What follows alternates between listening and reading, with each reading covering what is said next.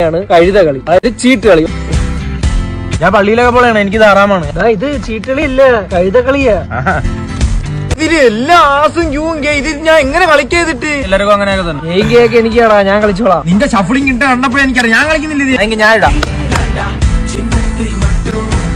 നീയൊക്കെ തോട്ടെ. അതിനെ കഴുത ഹാഷർ മരിക്കണം. ആസുള്ളവനൊക്കെ കളി തുടങ്ങും. എടുത്തോണ്ട് പോടാ. Thank you. കഴുത ഹാഷർ കളിക്കോ? ഏത് കഴുത? അല്ല കഴുത കളി. ഇവനെ പിടിപ്പിക്കാം, ഒന്ന് കാത്തിറക്കാം. നീ എന്നെ പിടിപ്പിക്കാൻ നോക്കുന്നല്ലേ? ഇന്ന് അതിന്ന് താഴെ വരണേ. അളിയന്നെ കാണുമല്ലേ അളിയാ? മണ്ടക്കിട്ട് കിട്ടി വിട്ടു. കഴുത കളിക്കുന്നതൊക്കെ അറിയത്തുള്ളൂ. കള്ളക്കളി കളിക്കാൻ അവിടെ വന്നിരിക്കുന്നത്. ഇത് ഒന്നുമില്ല ഇവന്റെ ഇതില് ഞാൻ പിടിപ്പിക്കും. കഴുത ഹാഷറിന്റെ കളി ഉമ്മരൊക്കെ കാണാൻ പോണേ ഉള്ളൂ. അടുത്ത വെട്ട്. അടുത്തോ അവനുള്ള അളിയനങ്ങ് മേടിച്ചു. ഇത് എപ്പോഴും എനിക്ക് തന്നെ ഇത് നിങ്ങൾ ഒത്തു കളിയാ. ടീമായിട്ട് ചേർന്ന് വെട്ടുവിനായനെ അങ്ങ് പുറത്താക്കിയാല. നീ കാർഡും കൂടെ മേടിച്ചിട്ട് അവനോട് കളി. വെട്ട് വേണോ? ഞാൻ പോണ്ടാ, എനിക്ക് ഞാൻ മടുത്തറ. ഇവൻ പോയി അങ്ങനെ കഴുത വിളിക്കുന്നാര്?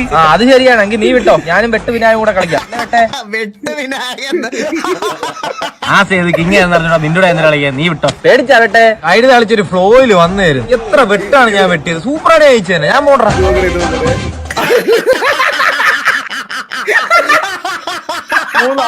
അതല്ല ആസി കയറിയല്ലേ.